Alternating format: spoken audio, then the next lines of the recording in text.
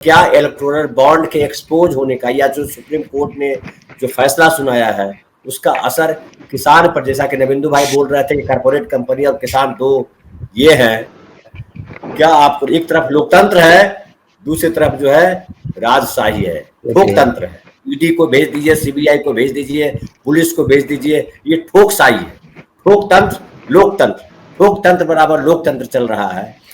आत्मजीत भाई, क्या आपको लग रहा है कि इसका असर पड़ेगा किसान आंदोलन पर और उसका असर पड़ेगा चुनाव पर?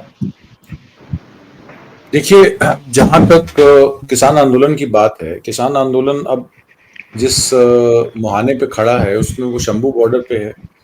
पहले 3 बॉर्डरों की कॉल थी, उसमें जो खनौरी बॉर्डर है उस पे भी वो जूट का तू खड़ा है और शंभू बॉर्डर पे भी जूट का तू खड़ा है। सरकार ने कल स्पेशल रिक्वेस्ट पे भगवंत मान से कह के राजपुरा में इनकी मीटिंग कराई ऑनलाइन वीडियो कॉन्फ्रेंसिंग से, और 5 बजे आज तीनों मंत्री फिर से चंडीगढ़ पहुंचे। और बार बार चंडीगढ़ जाने का क्या मतलब है, पूछा जाना चाहिए। वही लांबित मांगे हैं, वही जो एजेंडे हैं वो पुराने एजेंडे हैं। सरकार अभी तक सोई हुई थी और अपने कॉर्पोरेट एजेंडे पे चल रही थी।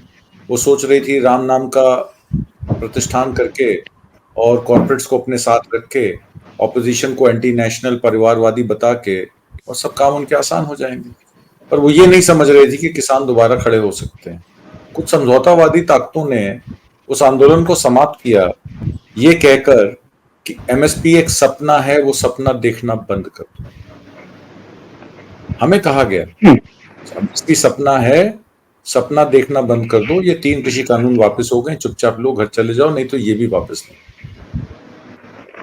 इस तरीके से उस समय किसानों को लगा पंजाब के कि भाई ये 3 कृषि कानून वापस हो रहे हैं, एमएसपी के लिए हम फिर लड़ाई लड़ेंगे। बीजेपी ने सोचा कि हमने समझौतावादी ताकतों के साथ मिलकर ऐसा काम कर दिया है कि अब ये वापस आ नहीं सकते, और ये भी बात फैल गई कि ऐसा आंदोलन दोबारा नहीं खड़ा हो सकता। ये तो 100 साल की हिस्ट्री में जो काम 100 साल में नहीं हुआ वो दोबारा कैसे हो जाएगा। ये तो चलिए लॉकडाउन था, लोग निकल नहीं रहे थे घरों से बाहर, पुलिस फोर्स नहीं थी, हरियाणा वालों को समझ में नहीं आया क्या तैयारी करनी है, तो ये सब हो गया सो हो गया। मैंने किसानों को समझा नहीं पाया। उन्होंने ये नहीं कहा मुझसे गलती हो गई, मैं किसानों को समझा नहीं पाया। अब जब किसान दोबारा रिकैलिब्रेट होके आए हैं, इसमें उन समझौतावादी शक्तियां नदारद हैं। और उन्होंने 16 तारीख की कॉल दी है रूरल भारत बंद की, जो कि कॉल अच्छी कॉल है। रूरल भारत बंद होना चाहिए, पर उन समझौतावादी शक्तियों को ये पता होना चाहिए कि अब जब ये मोर्चा लगा है और ये लड़ाई सीधी सेंटर की सरकार के साथ है, किसी स्टेट गवर्नमेंट की लड़ाई नहीं है, किसी स्टेट के लोगों की लड़ाई, पूरे देश के किसानों की लड़ाई। मैंने आपको विधिवत तरीके से पहले भी समझाया किस तरीके से एमएसपी का ना मिलना देश के किसानों के साथ धोखा है। आज अगर आप 40 साल की एमएसपी की बात करें तो 60 लाख करोड़ रुपए का नुकसान किसानों का हो चुका अगर एमएसपी C2+50 पे धपाव मिलता। और जो लोग ये कहते हैं कि एमएसपी देने से 34% जीडीपी का 17 लाख करोड़ रुपए सरकार को व्यय करना पड़ेगा, तो गलत बोलते हैं। सरकार का काम होता है मार्केट इंटरवेंशन करना। एमएसपी से नीचे जब रेट जाता है तो सरकार उसे खरीदती है और उसे खरीद कर उस रेट को चेक में रखती है। और किसान कह रहा है कि क्योंकि आपकी मंशा एपीएमसी एक्ट में प्राइस कंट्रोल मैकेनिज्म की है, तो आप गारंटी दे दीजिए कोई भी नहीं खरीद सकता एमएसपी के नीचे। क्या गलत कह रही हो? सरकार की तो वैसे ही परसेंट जो है 6% से ऊपर है नहीं। कुल मिला के 3.5-4 लाख करोड़ रुपए का व्यय है, जो 17 लाख करोड़ का बता रहे हैं। और ये व्यय ऐसा व्यय नहीं है कि बट्टे खाते वाला व्यय, उसमें 80 करोड़ लोगों को फ्री राशन भी जाता है, और प्राइस कंट्रोल मैकेनिज्म में वही राशन टेंडर के द्वारा और मार्केट में बेचा भी जाता है। ये तो सिर्फ एक इंटरवेंशन है, एमएसपी इंटरवेंशन है, एमएसपी कोई सब्सिडी नहीं है भाई। हमारे देश की अर्थव्यवस्था को समझने वाले 5-7 हजार लोग हैं, तो बेवकूफ बनाना कितना आसान है 140 करोड़ लोग, बताइए। मैं यकीन से कह सकता हूं, आप 100 आदमी लेंगे, एक आदमी बता सकता है अर्थव्यवस्था कैसे चलती है इस देश की, उससे भी कम। 10,000 आदमी में 5 आदमी नहीं बता पाएंगे आपको। ये सरकार क्या करती है? आंकड़ों को छुपाती है, बेवकूफ बनाती है। फिर ये कहती है रोजगार की उत्पत्ति होगी। रोजगार कैसे उत्पन्न होंगे? जब आप किसानी खत्म कर देंगे, बच्चे उनके स्कूल नहीं जाएंगे, उनको हेल्थ बेनिफिट नहीं मिलेंगे, उनका कुपोषण होगा, तो कुपोषित बच्चे कैसे रोजगार पाएंगे भाई? आप तो उनकी नस्ल खत्म कर रहे हैं। जब किसान कहता है ना हमारी नस्ल और फसल की लड़ाई है, वो नस्ल वर्ड का पहले यूज करता है। उसकी नस्ल खत्म हो जाएगी तो फसल कहां से मिलेगी आप? और इंपोर्ट पॉलिसी देखिए सरकार की, सब चीजें इंपोर्ट कर लो। अदानी साहब को बोलो खाद का तेल भी इंपोर्ट कर लो, फर्टिलाइजर भी इंपोर्ट कर लो, सब्सिडी बड़ी बड़ी कंपनियों को देते हैं। किसान के हाथ में कुछ नहीं आता। किसान के हाथ में किसान सम्मान निधि के नाम पे 6,000 रुपए का एक झुंझुना आता है। किसान के हाथ में पीएम आवास योजना में 1.25 लाख रुपए मकान को पक्का मकान बनाने की खर्चा आता है। किसान के नाम पर छोटे मोटी चीजें आती हैं, उससे किसान का भला नहीं होता। आप क्या 80 करोड़ लाभार्थियों को राशन देकर क्या उनका आत्मसम्मान बढ़ा रहे हैं? उनका अपमान है। उनको भागीदारी से अलग कर रहे हैं। आप दो भारत का निर्माण कर रहे हैं, एक भारत जो गांव में बसता है और एक भारत बड़े देशों में बसता है, अर्बन एरियाज में। वो भारत विकसित भारत है। भारत तो आज भी दो है। आप जिस विकसित भारत की बात कर रहे हैं वो भारत विकसित हो चुका है। बंबई में, दिल्ली में, हैदराबाद में, चेन्नई में, बेंगलोर में, वो विकसित भारत है। वहां बुलेट ट्रेन भी चलेगी। वहां मोदी जी आएंगे, सूट बूट में आएंगे, अपनी बड़ी गाड़ी में आएंगे और सबको हाथ हिला के चले जाएंगे। आपको तो उस भारत की बात करनी है जो भारत गोदी मीडिया दिखाता ही नहीं है। नागरिक भी उसी भारत की बात कर रहे हैं। इस देश के नागरिक इस सरकार से ये सवाल पूछ रहे हैं कि इलेक्टोरल बॉन्ड के नाम पर आपने ये खुली रिश्वत क्यों कर रखी थी? आपने डायरेक्टर को फोन करते हैं पीएसयू के, भाई ऐसा है, हमारा आदमी आ रहा है, इसका प्रोजेक्ट है, इसका 2000 करोड़ का लोन पास कर दो। आपके और हमारे अकाउंट का पैसा जो बैंक को उसकी इनकम करनी चाहिए वो उन क्रोनी कैपिटलिस्ट को दे दिया जाता है। उस 2000 करोड़ का 10% वो इलेक्टोरल बॉन्ड जाके खरीद लेता है। बाकी उसका प्रोजेक्ट फेल हो जाए, पास हो जाए, उसको पासपोर्ट मिल जाता है, उसको टिकट मिल जाती है, वो अपने परिवार के साथ इस देश से रफू चक्कर हो जाता है।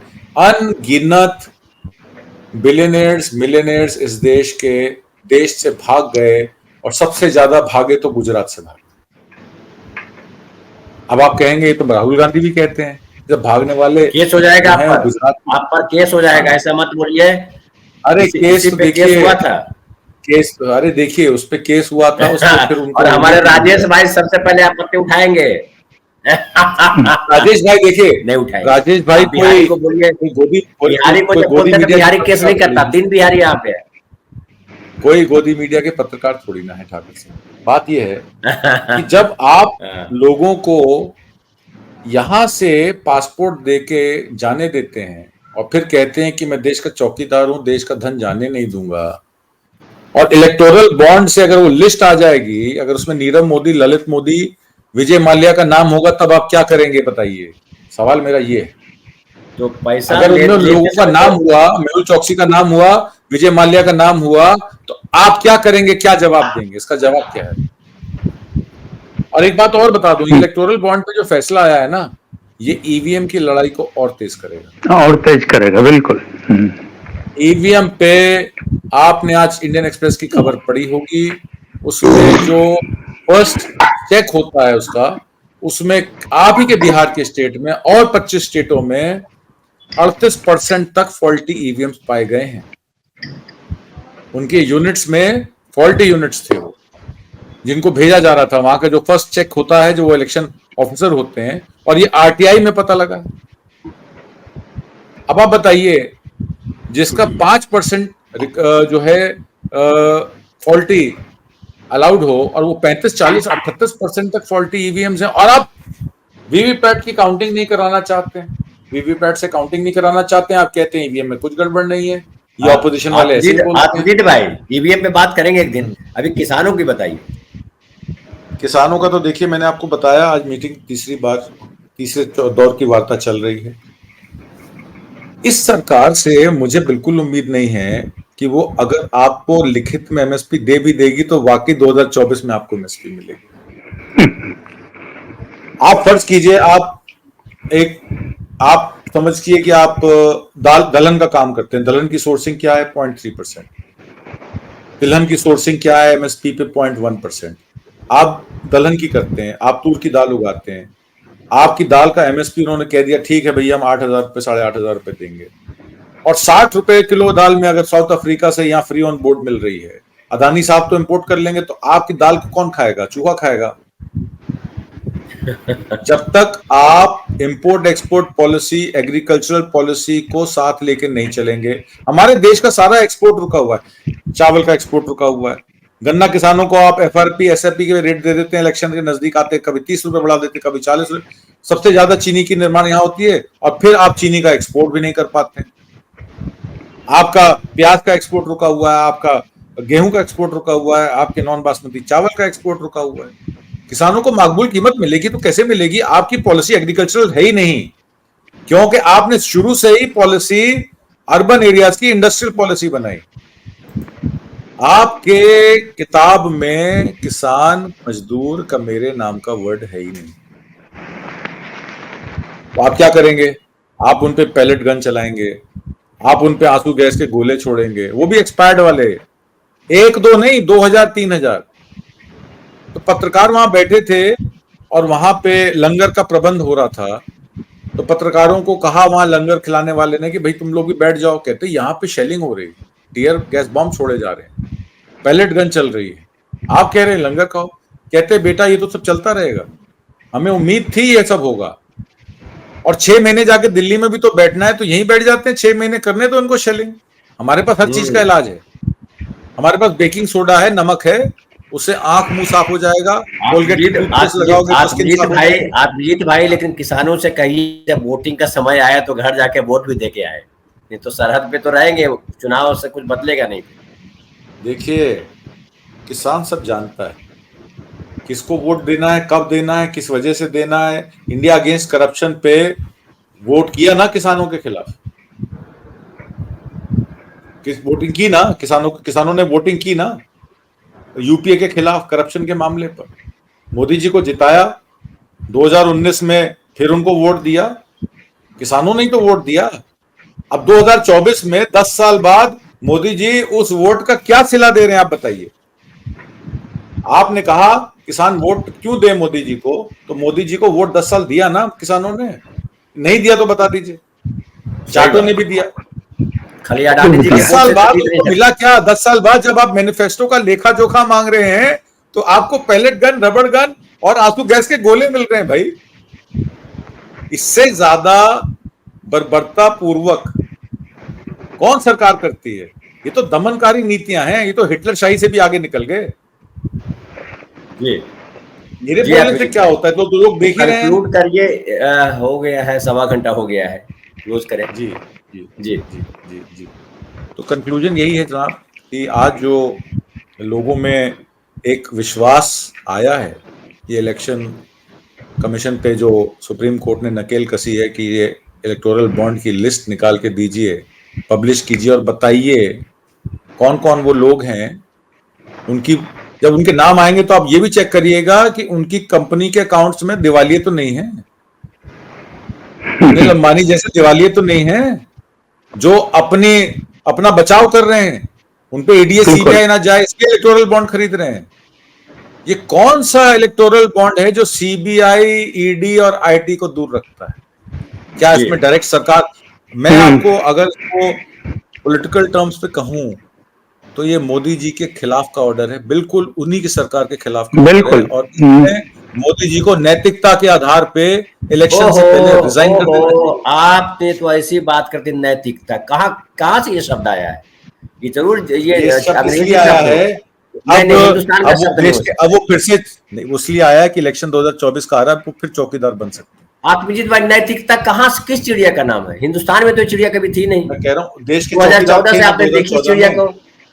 2014 में चौकीदार थे, कोई बात नहीं। 2024 तक चौकीदार फेल हो गया तो रिजाइन कर देना, फिर कोई दूसरे नए रूप लेके आए ना 2024 में कि अब मैं ये बन के आऊंगा। नहीं, हम नहीं चाहते, नहीं हमारे ना दूसरा कार में आए।